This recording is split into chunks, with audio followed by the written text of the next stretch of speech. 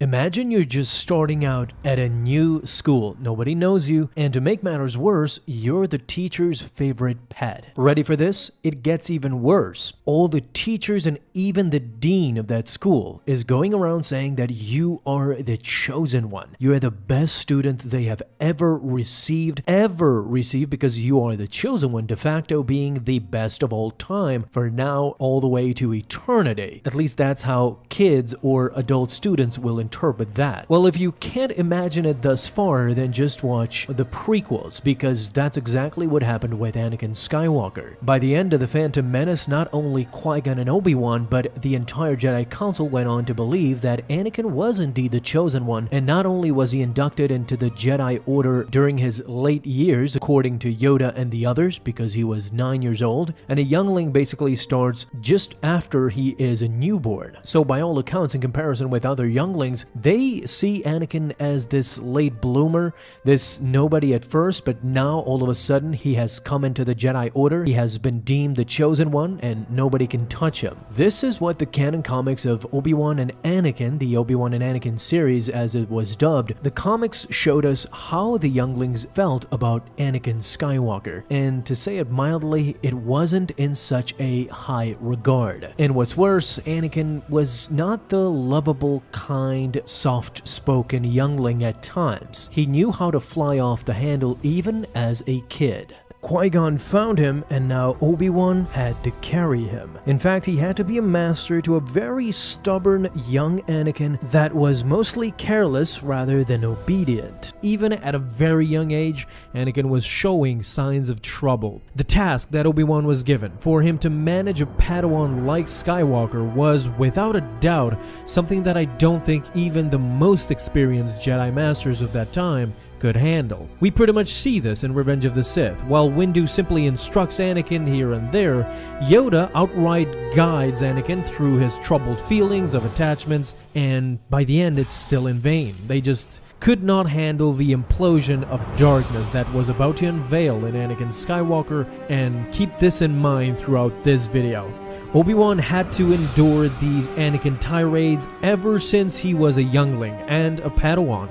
The immaturity alone was too much at times, and in this video, it will become readily apparent that Anakin's rage could overtake him at any point in time. 3 years after the Battle of Naboo, Anakin Skywalker was becoming more powerful with each passing day, showing promise and confidence in his skills. During that time, he was participating in a training session within the Jedi Temple, surrounded by many other younglings. In fact, he had programmed a droid to mimic the moves and skills of Darth Maul, the secret Sith who killed his first master, Qui-Gon Jinn. Both Windu and Obi-Wan were watching these young Jedi prospects showcase their abilities, and at just the right time, Chancellor Palpatine shows up as well, showing interest in Skywalker's abilities to the dismay of Mace Windu, of course. He even referred to his improvement as impressive. With each slash, Anakin was becoming more and more aggressive, and in a final show of sheer skill, the young Padawan slashes the droid in half and completely demolishes it. Now, whether it was jealousy or perhaps the truth, the younglings behind him were slightly unimpressed. While they acknowledged his lightsaber skills, they still believed he wouldn't become a good Jedi. One commented that after all, he would always be a slave to his emotions. Anakin, however, heard only one thing that triggered him the most, and that was he is just a slave. He had had enough. With only a flick of his wrist, he used the Force to pull both of their lightsabers, suspended on air, and ignited them by easily using the Force. The younglings were shocked and terrified. To make matters worse, Anakin taunted them about their comments. Witnessing what just happened, Obi-Wan immediately intervened, but by that point Anakin had just come to his senses. He defused the lightsabers and gave them back to the younglings with an apology to offer as well. It was a sudden burst of emotion. However, the Padawans had just witnessed his wrath. They were not about to discuss it further, they just said to forget it. Palpatine, of course, having seen what transpired, used this opportunity as an in to spend more time with the boy. instructed Windu to send the boy over to him more frequently. After all, he was once Anakin's age, he commented, and he felt a special connection with Anakin, even reminding Windu that the Jedi fall under the Senate's jurisdiction. He was the Senate. Shortly thereafter, when he went on a brief errand with Palpatine, the boy became disillusioned and, in fact, wanted to completely leave the Jedi Order and pursue adventure, choose his own path, as he explained to Obi-Wan. But during that turbulent time, both Anakin and Obi-Wan were sent on a mission to the planet of Carnelian 4 in response to a call for Jedi assistance. The trip would not be a smooth one. Their ship would crash upon entry, and while there, they discovered the ruins of an advanced civilization that used to rule the planet. Now it was swarmed by primitive species and survivors. While on the surface, Obi-Wan and Anakin immediately find themselves in a heat of battle between Thrawn and Grecker, and while the Jedi defuse the situation, they are still left stranded and agree to work together in order to survive. While trying to recover an airship, Grecker asks Obi-Wan if the young boy is his son, to which Obi-Wan responds with a firm no, that he is his Padawan, which, as he describes, as something between a student and an apprentice. Grecker is mostly shocked that Anakin is a mere student. He could handle himself and others quite easily, even noting that Skywalker was a tough kid.